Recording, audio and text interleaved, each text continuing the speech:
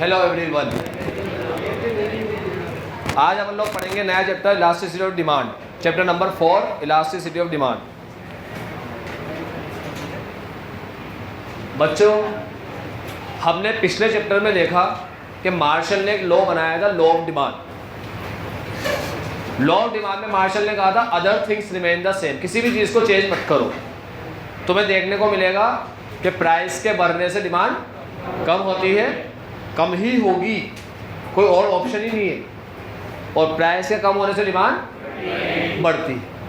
तो किसी ने मार्शल से कहा भाई ये भी बता दो कि जो डिमांड कम होती है और बढ़ती है तो कितनी कम होती है, कितनी कितनी बता दो। ठीक है, सुना? किसी ने मार्शल से कहा भाई तुमने ये बताया कि प्राइस के बढ़ने से डिमांड कम होती है, अब ये भी बता दो कि कितनी प्राइस बढ़ेगी तो डिमांड कितनी कम हो। कितनी के बारे में बता दो, अमाउंट भी बता दो, क्वांटिटी भी बता दो। तो मार्शल ने कहा अच्छा ऐसी बात है क्या, ठीक है। मार्शल ने बहुत रिसर्च किया, स्टडी करी, और तब जाकर मार्शल ने पूरा एक चैप्टर लिख दिया जिसका नाम है इलास्टिसिटी ऑफ डिमांड।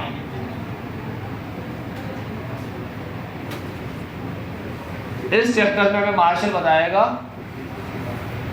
कि डिमांड की इलास्टिसिटी क्या है। मतलब डिमांड, हर प्रोडक्ट की इलास्टिसिटी अलग होती है, किसी की ज़्यादा चेंज होने वाली होती है, किसी की कम चेंज होने वाली होती है। ठीक है, अब अपन पहले तो ये देख ले कि इलास्टिसिटी की डिग्री कितनी होती है। इलास्टिसिटी का मतलब समझ लो क्या होता है। इलास्टिसिटी का मतलब होता है, अगर तुमसे कोई पूछे कि बच्चे इलास्टिसिटी और डिमांड का मतलब बता, तो उसको बोलना डिग्री ऑफ या percentage change in demand due to percentage change in price. क्या बोलेंगे? Percentage change in demand due to percentage change in price. Price में जो परसेंटेज चेंज आया, 8%, 10%, 12%, जो भी परसेंट चेंज आया प्राइस में, जितने परसेंट चेंज आया, तो उसकी वजह से डिमांड में कितना परसेंट चेंज आया, उसे इलास्टिसिटी ऑफ डिमांड बोलते। बता दो कि इलास्टिसिटी, सिंपल भाषा में बता दी, बिल्कुल सिंपल भाषा, percentage change in demand due to percentage change in price. ठीक है, हमारी बुक वाला एक और लाइन बोलता है, अदर वर्ड्स, दूसरे वर्ड्स में बताता है degree of responsiveness of demand. ठीक है, डिग्री ऑफ रेस्पॉन्सिव, डिमांड कितना डिग्री रेस्पॉन्स कर रहा है, कितना रेस्पॉन्स कर रहा है। ठीक है, कितना आगे ना, कितनी वाली बात। इस चैप्टर में मार्शल तुम्हें बताएगा कि डिमांड कितना बढ़ेगा, कितना कम होगा। अभी तक तो यही बोल रहा था कि सिर्फ डिमांड बढ़ेगी और कम होगी, अब ये भी बताएगा कितनी बढ़ेगी, कितनी कम होगी। तो इसकी एक डेफिनेशन क्या है? Degree of responsiveness of demand due to change in price. ठीक है, और सिंपल भाषा में अपन जो बोले भी, percentage change in demand due to percentage change in price. ये सिंपल भाषा है, कोई भी तुमसे पूछे उसको ये लाइन बोल दे। ठीक है, अभी इलास्टिसिटी समझ गए क्या है? प्राइस में कितना परसेंट चेंज आया, उससे डिमांड में कितना परसेंट चेंज आएगा, उसे इलास्टिसिटी ऑफ डिमांड बोलते हैं। ठीक, अब कितनी डिग्री होती है वो देख लेते हैं। इलास्टिसिटी ऑफ डिमांड की डिग्री कितनी होती है वो देख लेते हैं। 1 होती है, 2 होती है, 3 होती है, चेंज कितने तरह के होते हैं वो देख लेते हैं। ठीक है, तो ध्यान से देखना सारे बच्चे। Price, demand, price, demand, price, demand, price, demand, price, demand. मैं तुम्हें कुछ चेंज बताऊंगा, फिर तुम बताना मुझे इससे ज़्यादा भी कुछ होते हैं क्या, इसके अलावा भी कुछ और होते हैं क्या, हो सकते हैं क्या, ये बताना मुझे। ठीक है, देखो, एक होता है कि सिंगल फैक्टर में चेंज आना, मतलब एक फैक्टर में चेंज आना, दूसरे में कोई चेंज ही ना आना, एक ही होता है। जैसे मान लो प्राइस में कोई चेंज नहीं आ रहा, प्राइस है कांस्टेंट, और किस में चेंज आ रहा है? डिमांड। ठीक है, या फिर प्राइस में चेंज आ रहा है मगर डिमांड में कोई चेंज नहीं आ रहा। ठीक है, एक ये केस हो सकता है और एक ये केस हो सकता है। एक और क्या केस हो सकता है? दोनों में चेंज आ जाए, है ना। अब बच्चे से मैंने कहा बच्चे एक और क्या हो सकता है, बच्चे ने क्या बोला? दोनों में ही चेंज ना आए। अरे तो ना आया तो फिर क्या करेंगे? मेरी बात सुनो, जब दोनों में ही चेंज नहीं आएगा तो मैं क्या बताऊं फिर इसके बारे में? प्राइस भी वही हो, डिमांड भी वही हो, तो इसके बारे में अपन क्या बोलेंगे? कोई चेंज ही नहीं आ रहा, समझे? या तो क्या होगा, एक में चेंज आएगा एक में नहीं आएगा, या इसमें चेंज आ जाए इसमें ना आए, या दोनों में आए, है ना। दोनों में चेंज ना आए तो फिर कुछ कोई डिग्री नहीं हुई हो, तो ना प्राइस में चेंज आ रहा है डिमांड में चेंज आ रहा है, कोई डिग्री नहीं हुई।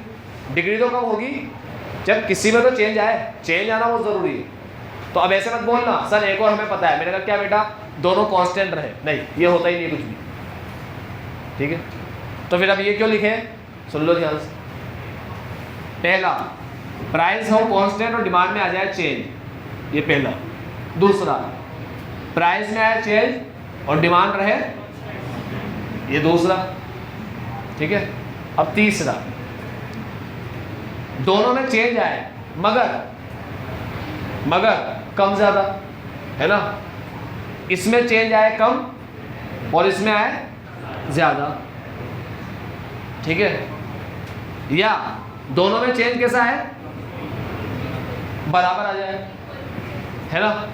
जितना चेंज मतलब इसमें 10% चेंज आया तो इसमें भी 10 से आया, ठीक है। या इसमें ज्यादा आ जाए और इसमें कम आ जाए। अब मैंने तुम्हें इतने केस बताए, कितने हो गए ये,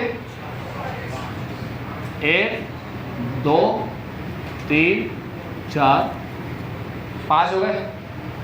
इन सब की डिग्री होती है, जैसे प्राइस में चेंज नहीं आ रहा मगर डिमांड में चेंज आ रहा है। देखो मेरी बात सुनो, मैंने क्या कहा, इन सब की क्या होती है, डिग्री होती है, ठीक है।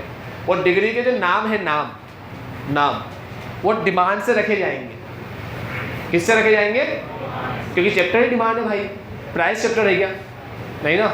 तो जब चैप्टर ही डिमांड है तो नाम भी किससे रखे जाएंगे, सारे बच्चे होश में रहना, ध्यान से सुनना मेरी बात। प्राइस में कोई चेंज नहीं आ रहा, डिमांड बस बढ़ती जा रही है कम होती जा रही है, या तो बढ़ती जा रही है या कम होती जा रही है। अभी अपन कोई भी एक चीज़ मान लेते हैं, मान लो बढ़ती जा रही है, चेंज मतलब कोई सा भी हो ना, चेंज मतलब या तो बढ़ना या कम होना। तो मान लो प्राइस 10 का 10 रुपये ही है, डिमांड 100 से 120, फिर 140, फिर 160, फिर 180, फिर 200, 220, 230, 240, 260, ऐसे बढ़ती जा रही है, बढ़ती जा रही है, बढ़ती जा रही है, ठीक है, बढ़ती जा रही है। इसे बोलेंगे इलास्टिसिटी ऑफ डिमांड, यानी कि ईडी। ईडी का मतलब elasticity of demand is equal to, क्या होता साइन है, इन्फिनिटी का। इलास्टिसिटी ऑफ डिमांड इन्फिनिटी रहेगी, इनफाइनाइट, ठीक है। क्यों, क्योंकि मैंने तुम्हें क्या बोला अभी, प्राइस तो 10 ही है, डिमांड बढ़ती जा रही है, बढ़ती जा रही है, बढ़ती, या फिर कम होती जा रही है, कम होती जा रही है, कम होती जा रही है, होती जा रही है। इसलिए बोलते हैं elasticity of demand is infinity. पहली डिग्री समझ गए। अब दूसरी डिग्री, इसका नाम क्या है, यहां पर डिमांड में कोई चेंज नहीं आ रहा तो 0, elasticity of demand 0। Demand constant है, वही बढ़ी है 100 के 100, प्राइस बढ़ती जा रही है, बढ़ती जा रही है, कम होती जा रही है, कम होती जा रही है, प्राइस चेंज होती जा रही है और डिमांड में कोई चेंज नहीं आ रहा। मैंने कहा था नाम डिमांड से रखे जाते हैं, प्राइस से नहीं। तो डिमांड में चेंज आ रहा है क्या, कोई भी नहीं आ रहा चेंज, 0, इलास्टिसिटी ऑफ डिमांड 0, ठीक है। अब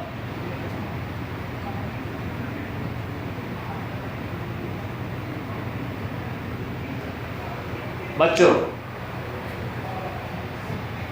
यहां पर प्राइस में चेंज आ रहा है और डिमांड में चेंज आ रहा है, किस में कम आ रहा है, किस में ज्यादा आ रहा है, प्राइस में कम आ रहा है, डिमांड में, मुझे प्राइस से मतलब है, डिमांड से मतलब है, डिमांड से मतलब है, डिमांड में ज्यादा आ रहा है ना। तो इसे बोलेंगे elasticity of demand more than 1 से बड़ी। सारे नाम किससे रखे जाते हैं, हाँ ऐसा मत बोलना सर ये तो देखो ना लेस देन का साइन है।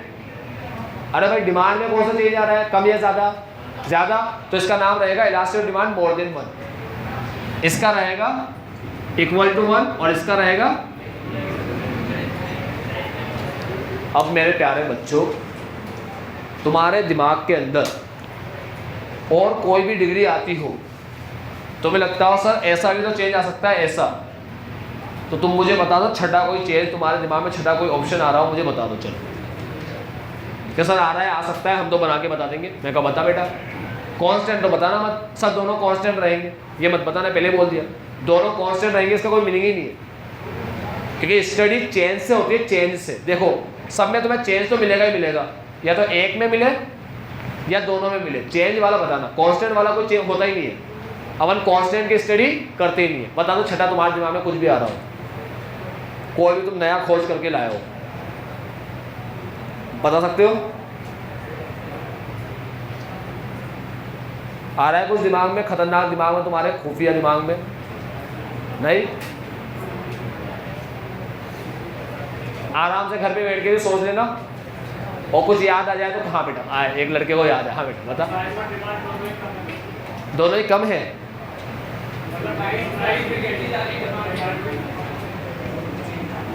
कुछ चेंज बताने के लिए नई बात बोली लड़के ने, प्राइस में भी चेंज आए और डिमांड में भी चेंज आए। हाँ, कैसा चेंज चाहिए? दोनों को कम कर दूं, मतलब प्राइस भी कम हो जाए, डिमांड भी कम हो, ऐसा? जब पहले ही बोल दिया ये चैप्टर मार्शल ने बनाया है तो लॉ ऑफ डिमांड तो फॉलो होगा ही होगा।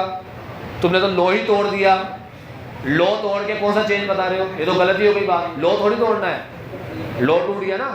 अरे प्राइस कम होगा, डिमांड कम हो गया, लॉ टूट गया। ठीक है, लॉ तो क्या बोलता है? प्राइस कम होने से डिमांड बढ़ेगी ही बढ़ेगी, कोई ऑप्शन ही नहीं है दूसरा, और प्राइस बढ़ने से डिमांड कम ही होगी, इसके अलावा कोई ऑप्शन नहीं है। समझे? अब चलो मैं तुम्हें थोड़ी बहुत बातें और बता दूं, थोड़ी बहुत बातें। देखो, अगर बच्चा मुझे बोले कि सर इसके बारे में थोड़ा और समझाओ, कुछ फिगर लेकर, कुछ फिगर लो, कुछ अमाउंट लो और उससे समझाओ, तो मैंने कहा ठीक है बेटा समझ। प्राइस रहेगी कांस्टेंट और डिमांड में आया 10% का चेंज, मतलब डिमांड 10% बढ़ी या 10% कम हुई, उसे बोलेंगे इलास्टिसिटी ऑफ डिमांड इन्फिनिटी। ठीक है, प्राइस रहेगी, सॉरी डिमांड रहेगी कांस्टेंट, प्राइस में चेंज आता जा रहा है, तो ये तो जीरो हो गया। अब ये समझाता हूँ, ये वाला समझाता हूँ। 3 मैंने बच्चे से कहा, मैंने कहा बेटा देख, प्राइस में अगर चेंज आए 8% और डिमांड में आए 10%, तो डिमांड में ज़्यादा आ रहा है ना? बच्चे ने कहा सर ज़्यादा आ रहा है। मैंने कहा बेटा इसे मोर देन 1 बोलते। फिर बच्चे ने कहा सर मेरे दिमाग में एक चीज़ आई। मैंने कहा बता बेटा। सर देखो मैं इससे 2 चीज़ बना सकता हूँ। मैंने कहा हाँ क्या बात कर रहा है, बना। बच्चे ने कहा सर देखो आप कह रहे हो प्राइस में चेंज आया 8%। मैंने कहा हाँ। आपने कहा सर देखो डिमांड में चेंज आया 10%। मैंने कहा मैं इससे 2 बना सकता हूँ, देखो मैं 2 बना के दिखाऊँ आपको। अब बच्चा 2 बना रहा है भाई, मेहनत कर रहा है, बहुत मेहनत में लगा है। ठीक है, बच्चे ने कहा सर देखो पहला प्राइस कम होने से डिमांड बढ़ेगी और प्राइस बढ़ने से डिमांड कम होगी, ये 2 बना सकता हूँ सर। मैंने कहा ये जब पहले ही बोल दिया प्राइस में चेंज और डिमांड में चेंज, अब चेंज का मतलब दोनों ही हो गए ना। या तो ये मान लो प्राइस बढ़ रही है डिमांड कम हो रही है, या तो ये मान लो प्राइस कम हो रही है डिमांड बढ़ रही है। इसमें क्या 2 बना दिया, चलो बना भी दिया 2, तो दोनों की डिग्री बता दो क्या है, बताओ इसकी डिग्री क्या है? More than 1। इसकी बताओ मोर देन 1। कुछ नई डिग्री बन रही हो तो बताओ। मैं तो कह रहा हूँ नई डिग्री बनानी है। तुम ऐसे बताओगे मुझे ऐसी हरकत करोगे, नई डिग्री बन रही है क्या? अरे भाई इसमें 8% का चेंज आ रहा है गिरने वाला, इसमें 10% का चेंज आ रहा है बढ़ने वाला, तो मोर देन 1 हो गया। अब यहाँ देख लो, इसमें 8% का चेंज आ रहा है बढ़ने वाला, इसमें 10% का चेंज आ रहा है गिरने वाला। बढ़ने गिरने से मतलब ही नहीं है, क्योंकि बढ़ना गिरना तो लॉ ऑफ डिमांड होता है। समझ गए? कितने % बढ़ रहा है कितने % गिर रहा है, परसेंटेज से मतलब है। तो दोनों की डिग्री क्या हुई? मोर देन 1 हुई ना। समझ में आ रहा है मैं क्या कह रहा हूँ? हमें प्राइस के चेंज और डिमांड के चेंज से मतलब है। बढ़ना कम होना और कम होना बढ़ना, ये तो लॉ ऑफ डिमांड होता है। क्या होता है? Law of demand. लॉ तो अपना फॉलो करेगा ही करेगा। भैया मेरी बात सुनो, लॉ तो फॉलो करेगा ही करेगा इलास्टिसिटी चैप्टर। ठीक है, तो अभी मुझे कौन सा वाला चेंज है, बढ़ने वाला है कम होने वाला, उससे मतलब नहीं है। मतलब मुझे इससे मतलब नहीं है अभी, क्योंकि ये लॉ तो फॉलो होगा ही होगा। लॉ तोड़ के चैप्टर नहीं पढ़ सकते अपन। समझ गए यार? अल्फ्रेड मार्शल ने लॉ बनाया और इस चैप्टर में आके तोड़ देगा? मतलब ये भी चैप्टर उसका ही है अल्फ्रेड मार्शल का। तो अल्फ्रेड मार्शल तुम्हें एक जगह तो ये पढ़ा रहा है प्राइस के बढ़ने से डिमांड कम होती है, फिर यहाँ पे आके ऐसे बोलेगा कि प्राइस के बढ़ने से डिमांड बढ़ भी जाती है, ठीक है, कभी बढ़ भी जाती है, बढ़ने वाले केस पढ़ाऊंगा। तो हम बोलेंगे कैसा आदमी है। अभी तूने कहा प्राइस के बढ़ने से डिमांड कम होती है, अब कह रहा है प्राइस के बढ़ने से डिमांड बढ़ भी जाती है, वो भी पढ़ाऊंगा। गलत हो गई ना बात उसकी। तो याद रखना, चैप्टर पढ़ रहे इलास्टिसिटी, लेकिन लॉ ऑफ डिमांड तो यहाँ पर फॉलो होगा ही होगा। चेंज कोई सा भी हो, चेंज से मतलब नहीं है, नेचर से मतलब नहीं है, कितना चेंज आ रहा है उससे मतलब है। इसलिए तुम अगर ये बोलो कि मैं इससे 2 बना दूं, तो तुम 2 बनाओ 10 बनाओ, डिग्री तो क्या रहेगी, समझ रहे हो तुम लोग। तो अब मैं तुमसे ऐसे कह रहा हूं कि जो डिग्री तुम्हारे सामने मैंने लिखी है, इसके अलावा कुछ तुम्हारे दिमाग में आता हो तो बता दो मेरे को। और कुछ आता? हाँ बेटा, कुछ आया? हाँ हाँ हाँ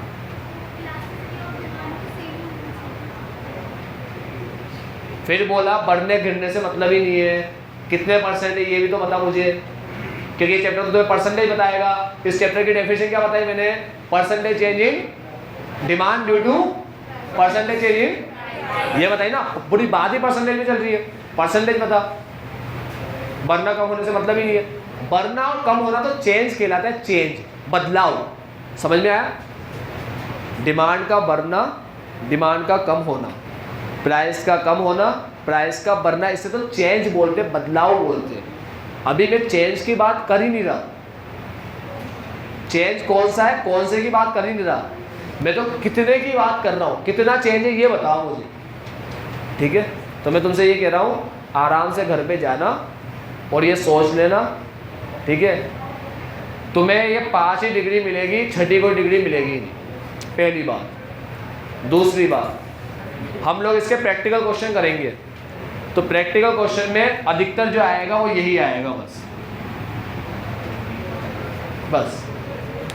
इन दोनों को इमेजिनरी कंसेप्ट बोलते हैं, IC, imaginary concept. Real life में ये कॉन्सेप्ट एग्जिस्ट नहीं करते। पढ़ाऊंगा मैं, तुम्हें डिटेल में पढ़ाऊंगा। तो पढ़ के ऐसा लगेगा ये रियल लाइफ में एग्जिस्ट करते ही नहीं, सही कह रहे, नहीं करते होंगे। ये तो सिर्फ दिमाग में आ गए तो तुम्हें पढ़ा दिया कॉन्सेप्ट, ये रियल लाइफ में एग्जिस्ट नहीं करते। जैसे पहला पढ़ते हैं अपन लोग इलास्टिक डिमांड इन्फिनिटी, पहले इन्फिनिटी पढ़ते हैं। देखो पहले कॉन्सेप्ट में लिखा हुआ है प्राइस परफेक्टली इलास्टिक डिमांड, नाम लिखा है इसका नाम। इस डिग्री का नाम क्या है? इस डिग्री का नाम है परफेक्टली इलास्टिक डिमांड। लास्टिक देखा ना, लास्टिक, वो इजार वगैरह में अपन लास्टिक बांधते हैं, है ना, देखा लास्टिक कैसे खिंच जाता है वो, ठीक, छोड़ दिया वापस आके कंप्रेस हो गया। तो ये उसी इलास्टिक की बात कर रहे हैं। यहाँ पर इलास्टिक और डिमांड कैसा है? चेंज होता जा रहा है, होता जा रहा है, होता जा रहा है, होता जा रहा है, होता जा रहा है ना। तो नाम रखा है इसका परफेक्टली इलास्टिक डिमांड। कैसी डिमांड? Perfectly elastic demand. आओ बच्चों देख, एक इलास्टिक होता है, एक नारा होता है, ठीक है, आ जाओ। तो ये कॉन्सेप्ट को बोला गया, पहले ही बोल दिया स्टार्टिंग में इमेजिनरी है, क्योंकि देखना पढ़ना लाइन क्या है।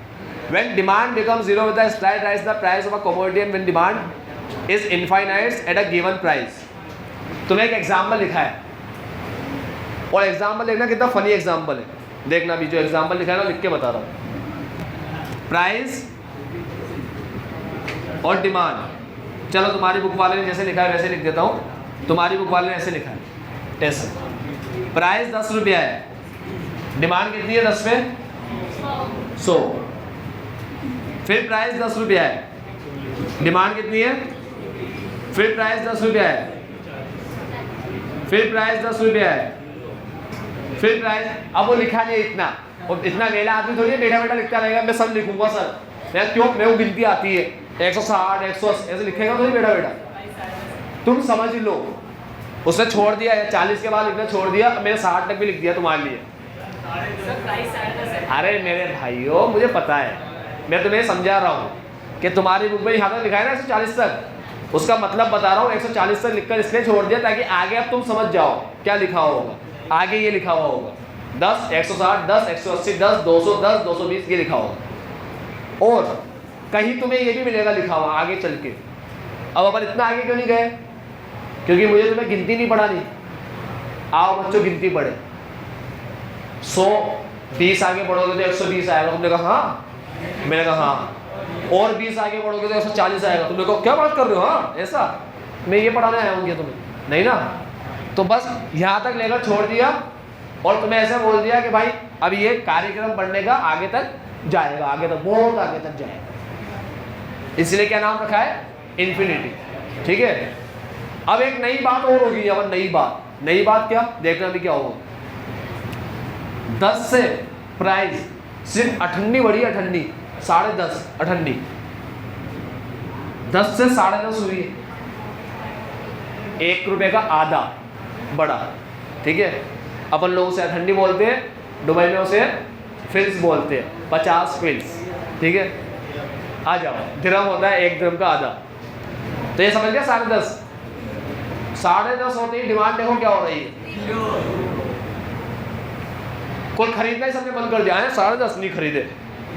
भैया कौन सा कॉन्सेप्ट है, रियल कॉन्सेप्ट लगता है तुम्हें ऐसा, नहीं, इसे इमेजिनरी बोलते। मतलब सुनना, बच्चे आने क्या बोलते हैं, बच्चे होश में सारे होश में, बच्चे आने क्या बोलते हैं, सर ये समझ में आया हमें, ये समझ में आया कि 10 से 10 10 10 10 प्राइस कांस्टेंट है और डिमांड में चेंज जो आ रहा है वो आ रहा है, बढ़ता ही जा रहा है, 100 120 या कम होती ही जा रही है। अभी अपन ने बढ़ने वाला एग्जाम्पल लिया। ठीक है, तो हमें ये समझ में आ रहा है कि बढ़ते जा रही है, बढ़ते जा रही है, बढ़ते जा रही है, कोई लिमिट ही नहीं है बढ़ने की, तो ये इन्फिनिटी हो गया। लिमिट नहीं है ना, लिमिटलेस, इन्फिनिटी हो गया। सर ये समझ में नहीं आया इसे इन्फिनिटी में क्यों रखा, कि जरा सी बढ़ने से प्राइस डिमांड 0 हो गई, इसे इन्फिनिटी में क्यों रखा, ये समझ में नहीं आया। बच्चों इसे इन्फिनिटी में बताया क्यों रखा, जरा सी प्राइस बढ़ी, ठीक है, तो डिमांड में जो कमी आ रही है ना, वो कमी भी कौन सी आ रही है, लिमिटलेस। समझ लो, मतलब डिमांड कम होने पे जब गई तो पूरी कम होके कितनी हो गई, 0। ठीक है, तो कमी कैसी आ रही है, लिमिटलेस, लिमिटलेस आ रही है, इसलिए इन्फिनिटी में रखा है इसको। समझ में इसको इन्फिनिटी में क्यों रखा, बढ़ रही है तो बिना हाथ पाँव के ही बढ़ रही है, कोई लिमिट ही नहीं है बढ़ने की, और कम होने पे आई तो सीधा 0, थोड़ी सी प्राइस में चेंज आए मामूली सा। तो भाई कभी ऐसा देखने को मिलता है क्या, अगर कोई थोड़ी सी प्राइस बढ़ाएगा तो हो सकता है डिमांड प्रोडक्ट की कम हो जाए।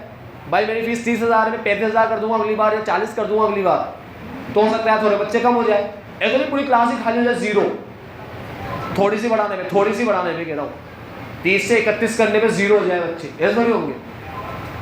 समझ रहे हो, तो ये तो 10 से कितनी हुई, 10.5, जिसमें प्राइस क्या हो गई, सॉरी डिमांड क्या हो गई, 0।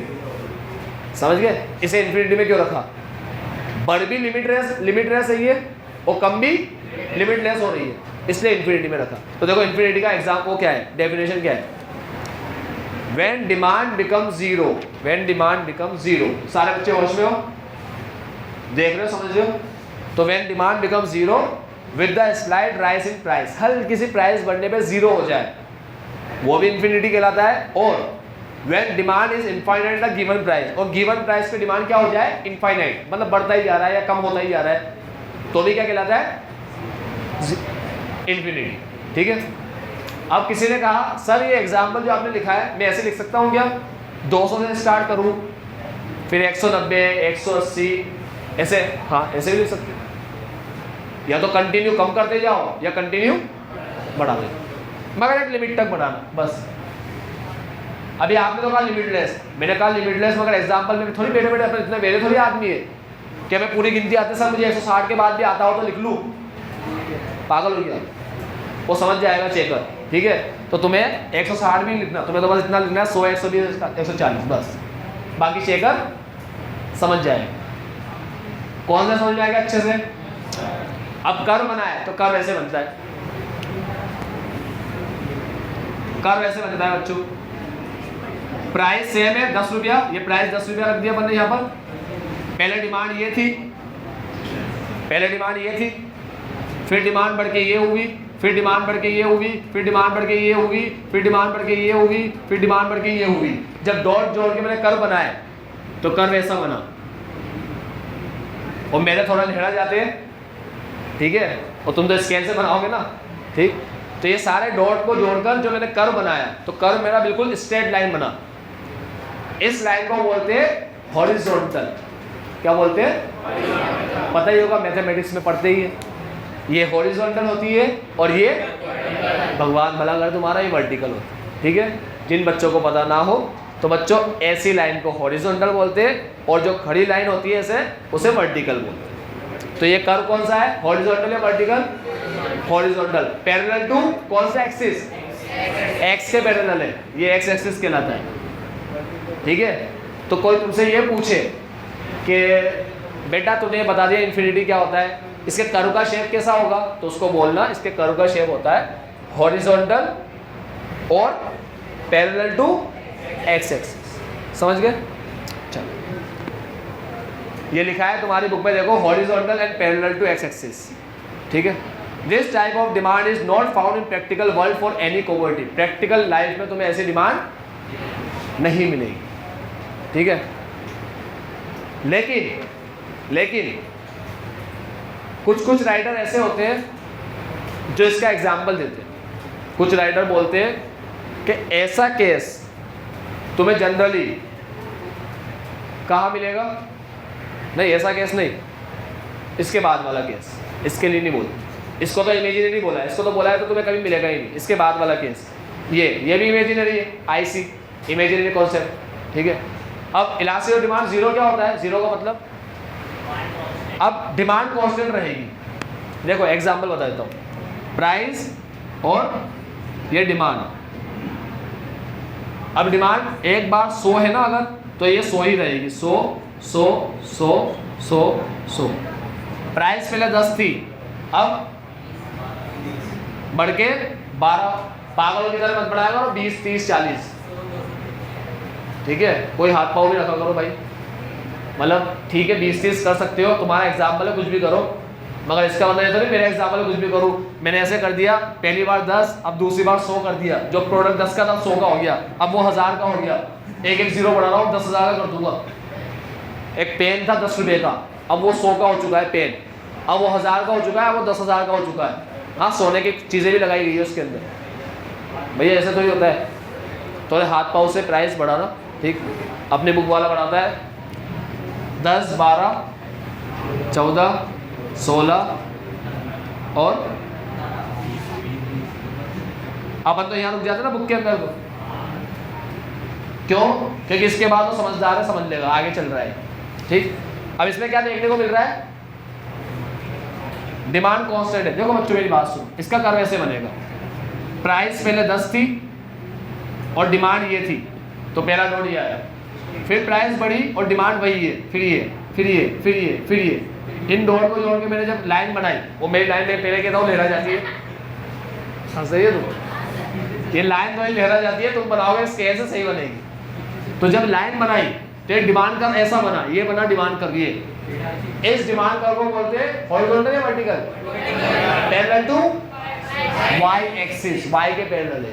तो कोई बोले कि भाई इलास्टिक ऑफ डिमांड जीरो का कर्व कैसा होता है, तो उसे हम बोलेंगे, बच्चों होश में सारे, वर्टिकल पैरेलल टू वाई।